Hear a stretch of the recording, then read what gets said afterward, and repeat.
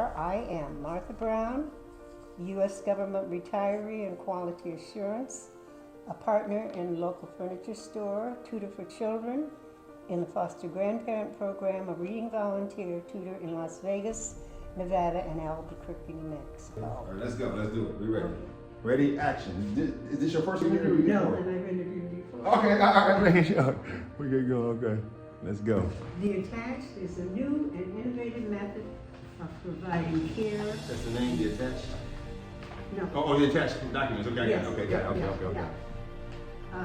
Providing love, care, and guidance to children who have been placed under the authority of Children's Protective Services. These children have been designated as temporary or permanent wards of the court. We feel this new approach to the care of these children will benefit them now and into their future. The following contains a brief description of what and how of this plan and the expected goals. Okay. Our program is called About the Children. Okay. Because that is who it's about. You know what that could be? You know what that could be too? What's that? A, B, C. Don't tell nobody that. A, B, C. Yeah, A, B, yeah, C. A, B, C, right. Yeah. Hold on, I want to show you something real quick. Okay.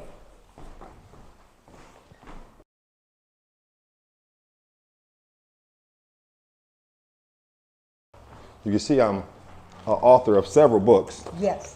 Okay. Books and workbooks. Okay. Okay. But this is my latest book. ABCs. That's wonderful. 6 Pillars to See Resiliency, ABC. So when I seen that, I automatically thought about ABC. About the children, yes. It's your unique skill set for children. Mm-hmm. For instance, let's jump into lesson 3 where we're going to explore what makes you well, you. This is a major key to reaching your own awesome potential. Trauma can really mess up how well you can become great at things like skills, goals, and connecting with people. When trauma hits, it can mess with your emotions and thoughts, making you feel scared, helpless, and like you're not good enough.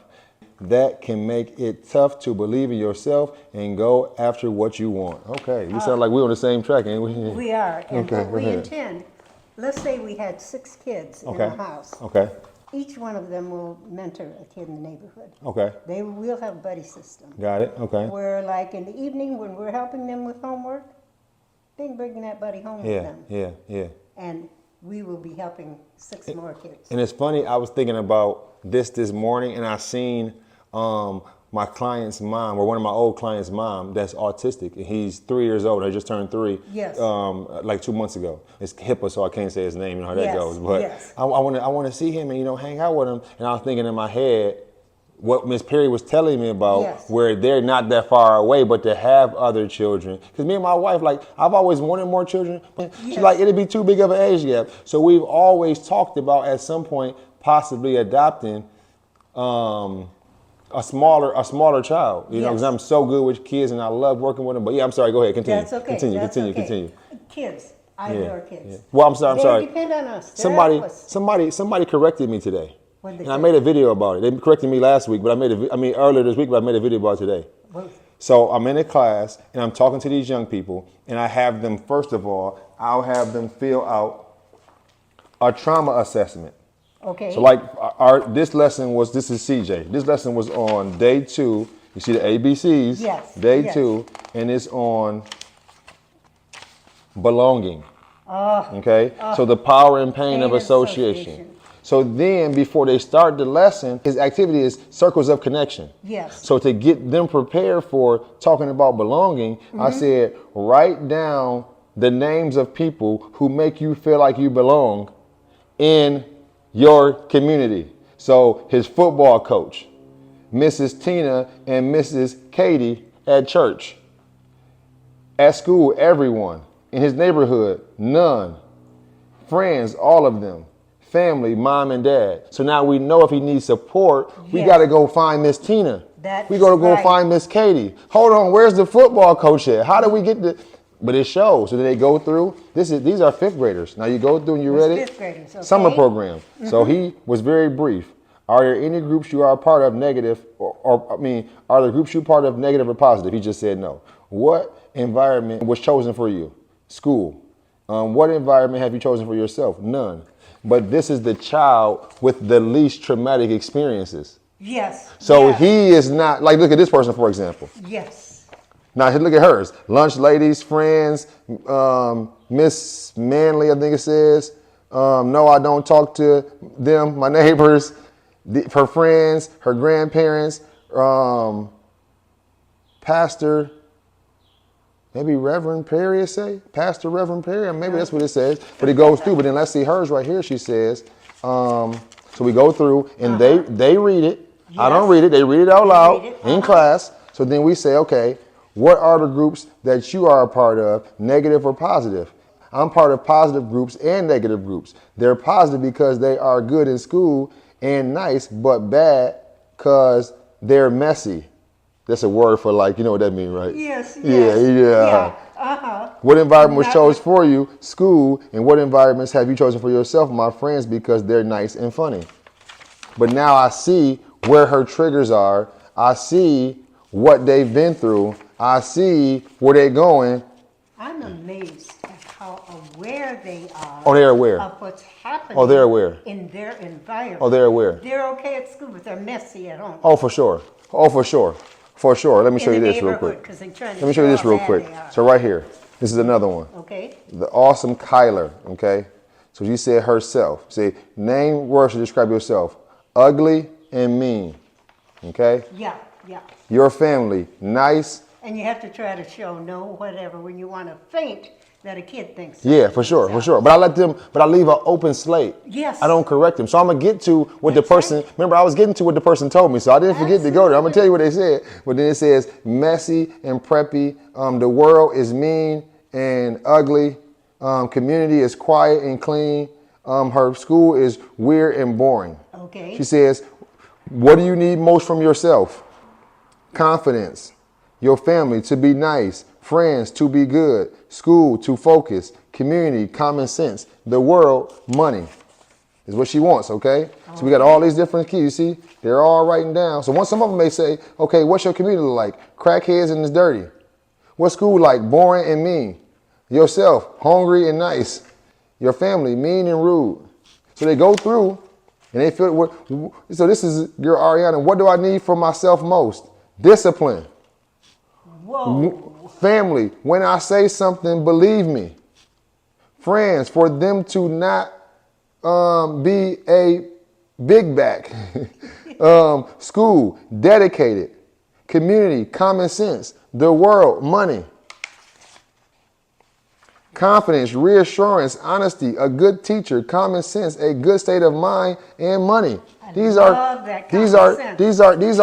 fifth graders we're talking about. And then they go through and let's see somebody who answered the questions. So pillar one was awareness. Yes. That's why they are aware. But I'm teaching them awareness in a different type of way. Yes. But you can see that prior to, they're able to get it. And then it says, let's say, the homework questions for reflections. Which level of intelligence applies to you? Explain. I think AQ, because the past events and my home life, I'm always looking for reactions and I want to feel needed. What adverse childhood experiences do or did you face as a child or teenager? Now I struggle with eating habits and my looks. What is your unique personality strengths? I know how to read a room. Why would a fifth grade girl need to know how to read a room except for she's in fear, she's scared, but she would never tell us this unless we put her in a situation to do it. So the point I was making was someone comes into our class. So the person is observing me because they came from behind me, but I was recording so I could see on the camera. Yes. So they listen for a while, and the kids are right here. They say, hey, she has her hand raised. So I said, yeah, would you want to say something to the children? This is an elderly woman. Right. And I guess she may be like a trainer. She had a daycare, and then she worked at daycare. Then she had her own daycare, and now she like does coaching and training for other daycare workers. Okay. So she says, yeah, I was just wondering if you guys could not use the word kid, because you use kid, right? Yes, yes. If you could not use the word Yes. kid and use the word children, because I grew up on a farm and the word kid makes me think of a baby goat. And she said it makes me cringe. So when she said that, it represented for me how far removed some people are from the needs of the kids, because we're not here to make her happy. We're here to have the kids express themselves. Absolutely. So there's nothing wrong with you then treating her like she just asked, but everybody else who does not mind being called a child will be called a child. For sure. And that's what the thing, but my thing was the whole fact of that She came out with it. she came into the class and disrupted the class and called the kids out, the children out, for what they were saying. Yes. But what I recognize is that I give them, like you heard the stuff I just read to you. Yeah. So where much is given, much more is required. So I give them, like, go ahead. You asked them to do that. Right. And in all honesty, they did it. Exactly. So and they're we have expressing to- themselves. So never do Yes. I want to get in a situation where we shut these kids down and tell them what they're doing is not right. Because Yep. what I realize is this: if I'm talking to amongst us, I would call myself an adult. Yes. But if a child came in, they would call us grown-ups. Yes. I can't say don't call me grown-up, call me adult, because that's going to stop them from wanting to approach me and address me at a later time. But then you know what I did as a comeback? You know what I did as a comeback? What'd you do? I had a prayer call today, and the name of the call was, "Are children sheep or goats?" The Bible says in Matthew 25 that he will separate the sheep from the goats. And the goats will be on the left side and the sheep is going to be on the right side. And the reason they were goats and sheep is because when he was in prison, they didn't come see him. When he was hungry, they didn't give him no food to eat. When he was thirsty, they didn't give him nothing to drink. But the children, he said, he said, when was that? What you done for the least of these, my little ones, you've done unto me. So what you do unto children, you do unto them. But are the kids goats or are they sheep? Well, some of them are goats. They are kids. No, they are. Because it said that he said a sheep know my voice and a stranger they won't follow. Yes. But some kids don't follow their shepherd's voice. That's right. Some kids is going the opposite direction of what they're supposed to be doing. Yeah. It says that the goats are going to be separated, and we can say this, it say we're all children of God. Yeah. But the Bible said you're like your father, the devil, who's been sinning from the beginning. So some children is like their father, but we got to work with them to help them to pull out the good in them, get rid of the evil out of them, so they can be children of God. So they can be sheep or goat. That's the point I'm making. You know, they can be kids or children, but we got to recognize, you know, so my approach is a little bit different, but it's able to really bring it home. And whether persons believe in the Bible, don't believe in the Bible, are a clinician, are a scientist, whatever they are, we can find a way to relate to everybody. But we have to recognize that the kids have nothing except for us and what they have on the inside. But if we smash out that fire and stump out the flame on the inside of them, then they really have nothing. And they're not going to tell you anything. Oh, they're going to tell you anything. If they don't like you, like that lady who came back in, Yes. They probably wouldn't be able to get a reaction out of them because she's already rubbed them the wrong way. Right. And I asked her, I said, oh man, I asked her, hey, I got a question for you, for the kids. And I kind of got her back right then on the spot for them. Yeah. I said, let me ask you a question. I said, so when you were their age, were you thinking about the fact that you were good with children and you could work with children? She said, no, I never was thinking that. I said, well, did you recognize the traumatic experiences that you went through? And how those things would make barriers in your life in the future that get you from your goals? She said, no, I never done that. I said, you see, kids, you guys are ahead of the game. They sure are. They're way ahead of the game. Because what she said was, can you guys stop saying kids? Because a lot of you are saying that you're good with kids and you would like to work with the kids in the future. But what they're really saying is, now that I'm in this class, I'm recognizing what I went through. And I want to make sure other kids don't go through what I went through. So let me put myself in a position so I don't let kids go through the same thing I went through. But I'm only a 10-year-old child, 11-year-old child myself. So that shows me the magnitude of the work and the impact it's having, because what child would say, oh, I'm good at working with children? You are a child. How can you be possibly good? But they're saying, okay, if I went through this and I went to foster care, or like one girl would always ask me, every time we do assessment, she doesn't want to fill it out because she wants to know, is this like right now or in the past? Because my adopted mom is not like this, but my dad has done this. And okay, are we saying, like we did an assessment, this says before 18, but is this talking about when I was with my mom and my dad, or is it because I was... They would ask those questions because they don't know the difference of, are you saying now or before? Because my life is better now, but I still went through those things in the past. Yeah. This might be a little off the subject. No problem. I'm way off subject, so we're good. Speaking of what people don't know about children. Yes. My son has 2 foster kids, and one they've adopted, and they will adopt this other one. The little one was 1 in June. He was telling me yesterday, because we were talking about getting caregivers, how hard it is to find somebody good. So he said, we have a caregiver who is very sweet to him. He knows her from the day he came into the house, at 2 weeks. He will scream if she goes to help him do something. And Scott said the only thing I can think of is she was doing something with him one day, and she had a fork in her hand, and the way she manipulated, she hit him right. Now, he cried. She couldn't help it. And he said, she went, oh, hon, I'm so sorry. Do you notice that I'm not touching you? She goes, oh, I'm so sorry. I didn't mean to do that. She really did care. But Scotty said, Mom, she never touched him. That's And important. He said, I said, Jan, you gotta touch him. But does she have children? Good question. That's the question. She's That's in the real question. estate too.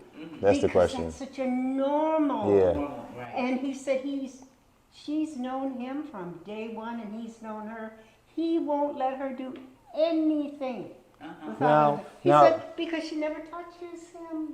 And that's interesting you say that, because I just watched a video, and I had a video, I put it on social media. It was of 2 kids going back and forth. So the little kid wants to fight the big kid because he was trying to bully them. So when he came around the adults, he voiced his opinion. So I asked people, what would you do if it happened to you? So I said, what I would do is, I would tell the little kid, hey man, calm down before you hurt somebody. Because I knew he's smaller, but I want to make him feel empowered. I said, but I would take my hand and put it across his chest, because it would be a calming mechanism. But again, in this work that you're talking about, there are so many people who want to help children who do not have children.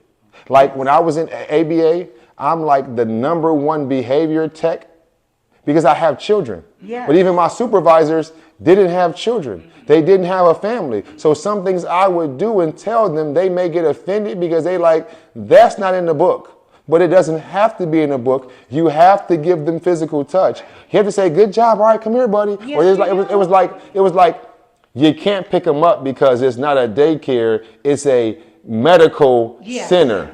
But again, I'm not going to deny a child who's coming to me and wants to be held or wants to be hugged. And they would say, like this would happen every day, right? Yes.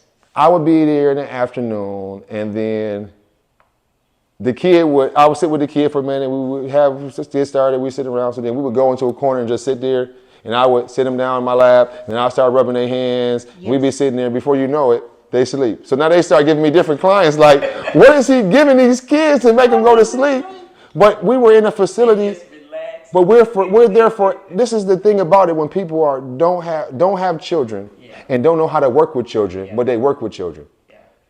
They're from 8:30 to 4 o'clock. These are 1, 2, 3, 4-year-olds, and it's no nap time. There's no way I'm going to let a child drive me crazy for a whole afternoon, and you're simply tired. Yes. You just want to sit down and relax. But it's the same thing she said. A lot of times it's difficult to do that because you don't have that bond. We call it pairing. So you have to pair with a child and see what they like. So does this child likes this, or they don't like that, or they like to hold hands. Because it was one of my clients, and when I told you I seen earlier, his mom, he had a aversion for straws. Okay. When he was a kid, he was real small. He went to drink a straw, and it cut the back of the top of his roof of his mouth. So he don't want to. He don't want a straw. But these are autistic children that can't verbally communicate, so we're teaching them how to communicate. We're teaching them how to use their motor skills, how to do a peace sign, how to do clasp of the hands, how to do this right here, because they have limited motor skills and limited communication. So we would have to do trials with him where we would do him with a cup. He had to put it in his mouth. The straw in his mouth for 3 seconds. And that would be the trial. Okay, do it for 3 seconds. Now for 5 seconds. Now we got to the point where he could put a sippy cup. Then he would put the cup inside water. But we have to be patient over time to make sure they can do that because they have an aversion. So like the person you said, their neighborhood is full of crackheads. And their school is messy. And their family is rude. And these are things they've experienced, but they have to come into a safe, structured environment so they can see everyone's like that, then they can build a resilience so then when they go into those environments, they're able to either manage their emotions in there or be able to speak their truth and be able to reason in a way that makes the situation better for them. So, yeah. And what's interesting with that. Are you rushing? Are you in a rush? You got to go? I'm going to ask, like, after you tell me this. Okay. Yes. Like, what do you want to do? Okay. Okay. All right. Or what y'all talked about. Okay. Yes. We're just talking. We And I have want no. you to read something to him. Okay. About this little, remember the little short blurb we did about it? Yeah. So he will know how our setup is different Okay. from the other ones. Okay. That Uh-huh. they have. Okay. Go And ahead. because I'm a senior, I lose my thought. No And I problem. just say, I lost my thought. I'm not a senior and I lose my So- thought all the time. Yeah. And we just talking, Miss Perry. It wasn't no rhyme or reason. We was just, Yes. we was talking like me and you talk. So, yeah. Yes. Okay. And he was recording. Okay. And I let him record, and I read your bio, and I read Reverend Boyd's bio. Do you mind reading the way our program's gonna operate? And then, Is the little short pilot part. okay, let's see. The white part, Yeah, on that whole page, babe. or the whole page, about the children too? Yes. Okay. He knows the name of it, Okay. and it was onto that ABC, and we'll go into Yeah. Let me tell you that Josita was very, very impressed. She said, now he needs to be a director, Yes. you know. And I told him he needs to push himself. Yeah. Do it. Because he can't. Tell me. Yeah, no, I was having, remember I asked you if you knew Viola Johnson? We talked the other day. I just brought it up to her when she shows her well. And she was saying, I was saying that she always told me, you can't afford to volunteer. But is there any, Miss Perry, I'm asking you, is there any youth service organization that you know of in Battle Creek that I haven't volunteered for? No. I volunteer for all of them. All of them. The schools, Northwestern, STEM, Yes. Urban League. Yeah. Yeah, they just don't want to pay here. But hey, God has a different way. Go ahead, Miss Perry. Okay. About the children, we'll provide a home for children who are part of the foster care system, and they have been declared temporary or permanent wards of the court.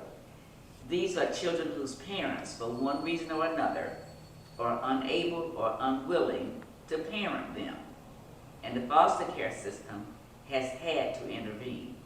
We are offering to provide a home for these children until they are successfully reunited with their birth families or adopted. As you can see, we have not included or until they go to another foster family home.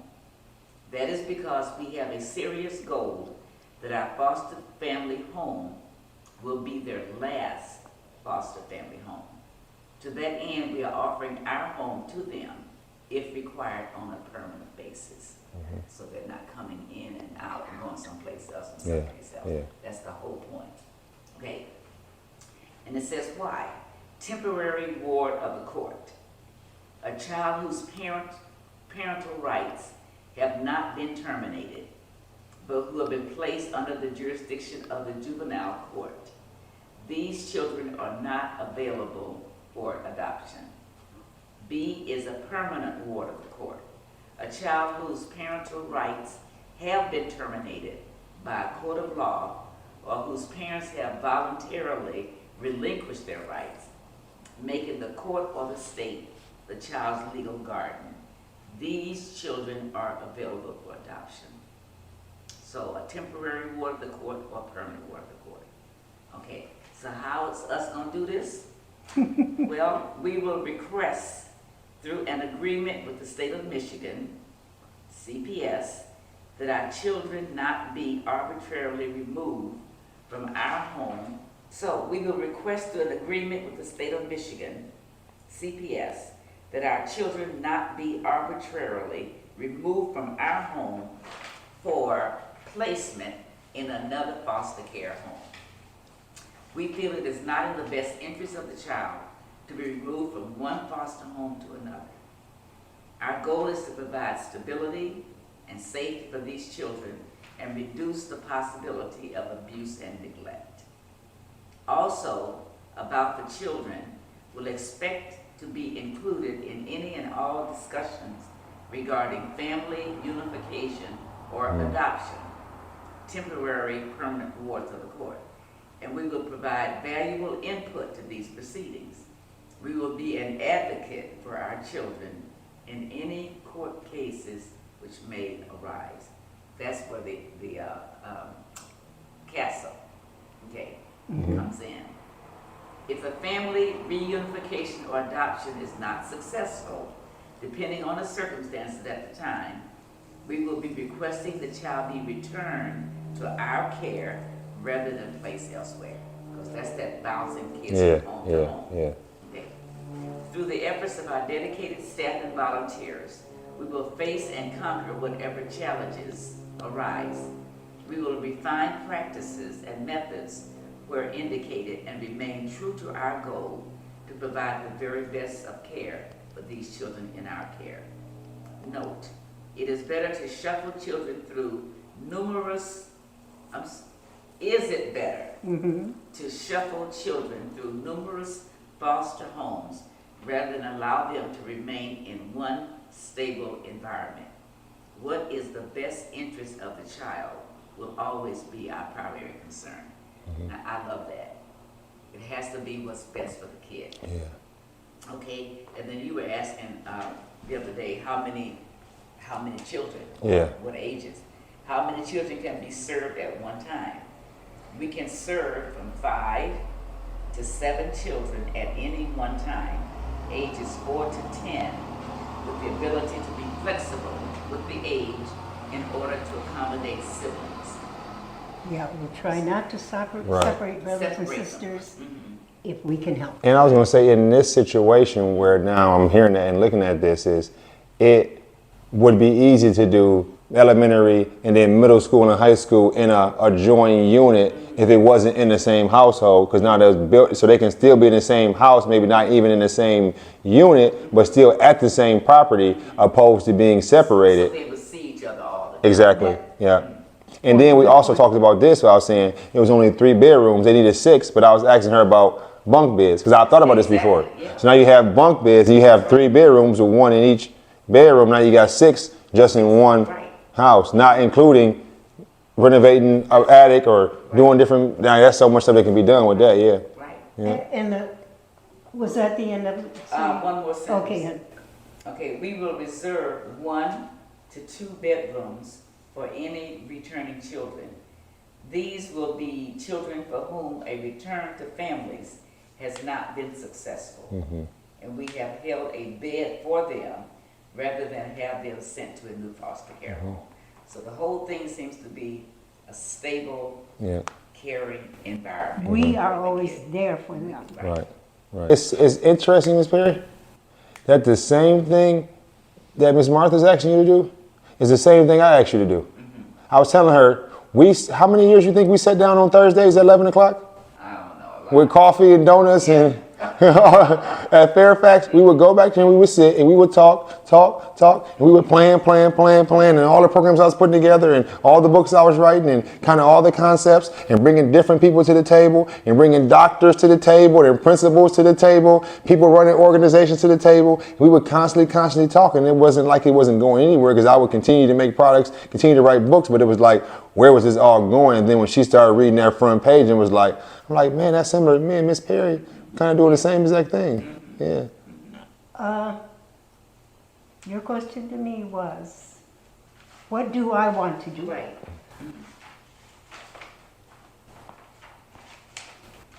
I love this property. I do too.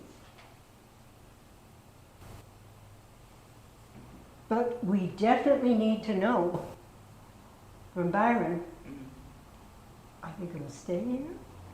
Or will they be gone? Can we use the whole thing? Because we might have to knock through somehow. We could we've got room to add on to this if we raised enough money, don't we? But yes, you could, yeah.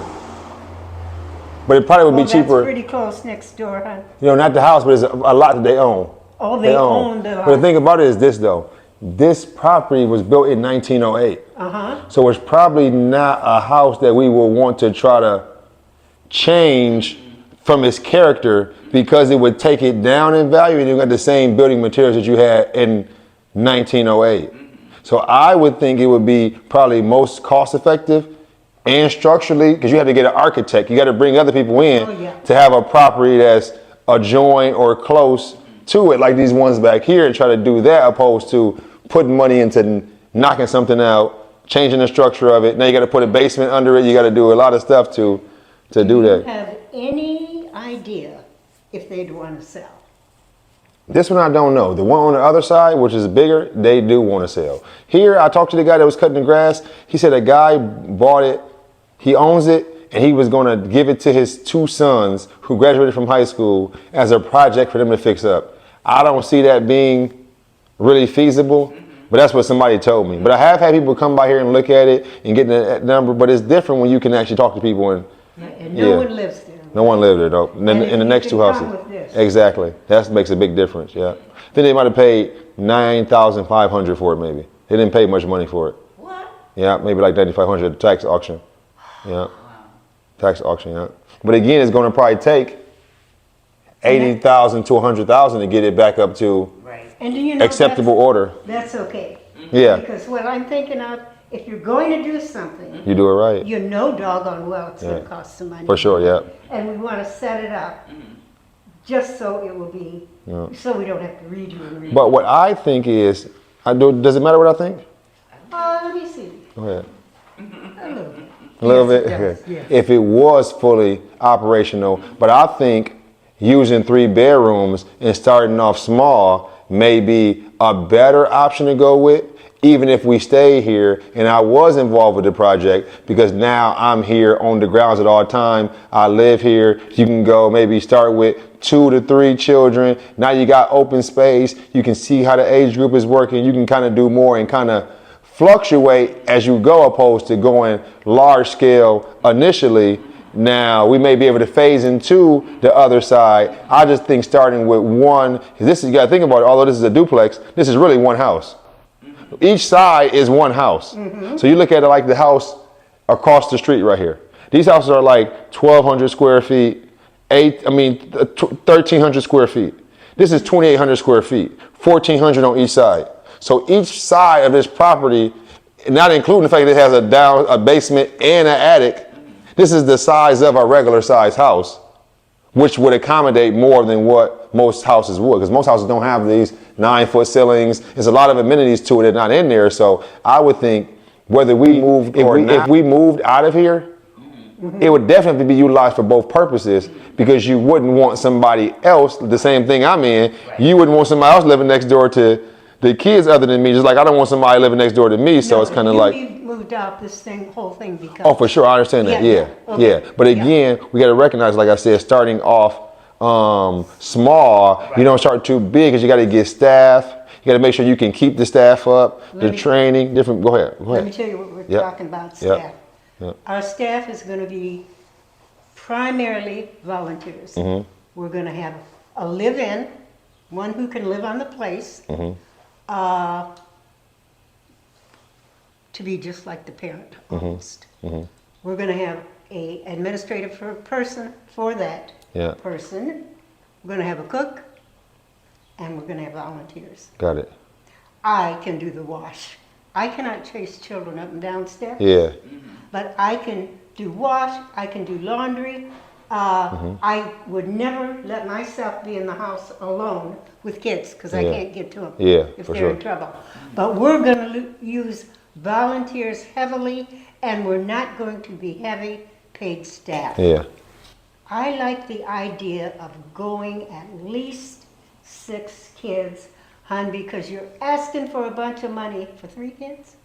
We got 18-year-olds who can get 3 kids. We have 18-year-olds, foster parents, for 3 kids that don't know diddly. Certainly, we can handle, and let's say we had 6 kids and 4 of them were in school.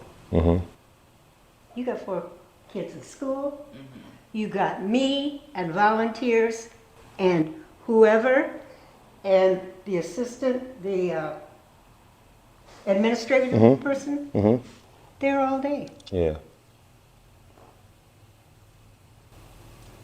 I would see the job of the person who is the mom or the pop of the place growing our idea from state to state.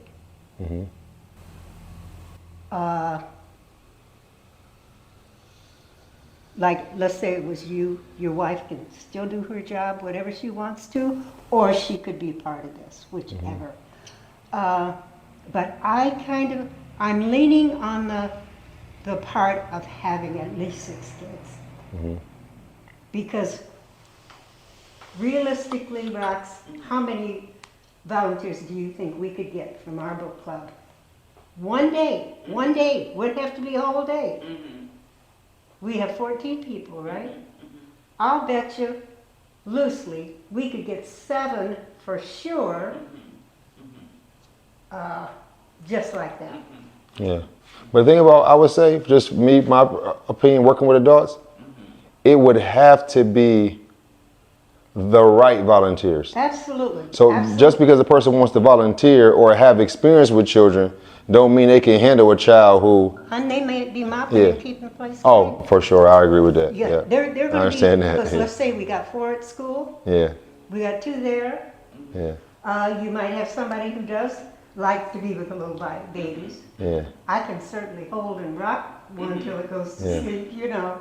But are you opposed to having paid staff, or is it just the business model of it, of having the funds to pay staff? I'm just curious about that. It's kind of the business model. Okay. Because, let me give you. Good point. Let me give you a little bit of what I'm thinking. One more. But I'm gonna give you a point of why I'm asking that. Okay, so I'm sure that you know, in order to run this operation, you would have to be a child care institution. Yes. You know that, right? Okay. Absolutely. Which is anything over 4 kids, is that right? Or is it 6? It might be over. I think you can have 6 as the maximum in foster care without it being a child care institution. So obviously you have to be a nonprofit in order to be a child care institution. Yep. Absolutely. So now what I know is that you have to be a nonprofit to have a child care institution, but you can have a for-profit manage the project, which now you can get funding through your nonprofit to have for-profit contractors come in. Let's say you had to get a therapist. You wanted to get you can now have a budget in play that's part of your funding that's bringing these professionals in to work alongside the volunteers, but you don't have to just be all volunteers, because I've seen models where you, let's say like children from California, they may pay up to $100 and something thousand a year for this particular, because it's a larger thing. Here, maybe only $3,000 a month per child, something like that. But not only can you get funding to run this, you can also get money from the state to provide you to take care of these. I don't think the nonprofit can get those funds, but a service organization who is a for-profit can get funds to manage. The state will pay them to come in and do this work that's necessary outside of the funding to actually run the program. So I'll just throw that out there to you. Okay, and because we didn't tell you that we're going to have two boards. My other partner is Minister Roxy Perry. Ms. Perry has been a member of Missionary Baptist Church for more than 30 years and serves as an associate minister for 16 years. Minister Perry is also the former pastor of the Fairfax Community Baptist Church in Battle Creek, where she pastored from March 2012 to 2019. Ms. Perry acknowledged her calling to the ministry in April of 2002, Certificate of Ministry Program of ABC Michigan Ministry. Minister Perry received her Bachelor of Science degree in Education from Illinois State University in Normal, Illinois. Special Education endorsement from Southern Illinois University on Edwardsville campus, and a master's degree in education specializing in reading from Michigan State University. She retired from the Battle Creek Public School District after 36 years of service. She is married to Reverend James E. Perry, and they are the proud parents of 3 lovely daughters and proud grandparents to 1 grandson and 1 granddaughter. Also, another partner is Reverend John Boyd. You probably know him. Yeah, I do, yeah. Okay. Reverend Boyd started his journey as a young child under the pastorship of Dr. Willie T. Taylor at Shiloh Baptist Church for more than 11 years. His family, I didn't write this. Okay. His family, he and his family were involved in meaningful ministry at Mount Zion Baptist Church in Kalamazoo, Michigan, under the leadership of his pastor, Dr. Addis Moore. Reverend Boyd and his wife have been used by God to raise 4 children of their own and to take into their home more than 8 preteen children they helped to raise through young adulthood and sow seeds into as they continue their life's journey. This experience, along with having been raised by his grandparents, as his parents were deceased early on in his life, has created a love and passion to see how he might help youth become who God had purposed them to be. Yeah. I met Reverend Boyd a few years ago when I was learning how to use my knitting machine, Okay. and I made them about 100 hats. Wow. Yeah. Now it's interesting because Miss Perry and she mentored me for about 10 years. Yes. Up until about maybe around COVID or a little bit after that. And I helped her through that decision. We would meet every Thursday at the church, and then as time was going on and members were passing away and things along those lines, Yes. she began to talk about what she wanted to do with the church and what was going to happen. And I was working with her during that process when she actually passed the church over. That's the reason why her and I even started the conversation, because I was saying the guy I'm actually on his board of his nonprofit that just got started like last month. Okay. So I was like, okay, if we do sell the property, because we kind of in a situation where we don't want to rent it out, but we don't want to pay the whole bill by ourselves. Yes. So that's kind of where we at. We don't want to have to pay the whole mortgage. That wasn't the plan for our finances, but we Right. also don't want to have somebody, random person living next to us. We didn't want that. That is because you never know what You never know what happens. So then I Yes. said, okay, well, if I sold it to him as his nonprofit, it may possibly come back to me in the future when I eventually started a nonprofit. But I remember how Fairfax Baptist went. Yes. Between Fairfax Baptist and Love in Action, it could Absolutely. actually be passed on later to another nonprofit, because once you get it as a nonprofit, you can't actually sell it unless you disperse all the money out. So that's kind of where the concept, that's one of the reasons why I even shared with her what was going on with the house, Yes. which brought us here today, because I was thinking about, I remember when she went through that process with the church, and it would have been too much legal headache to try to sell it and do all that stuff. It was easier to just pass it on to somebody else that could use I it. remember when So she yeah. did that, and Yeah. I thought that was so beautiful. Yeah, yeah. So I just wanted to mention that. That was part of our conversation that we had of why, we even met today. Yeah. Okay.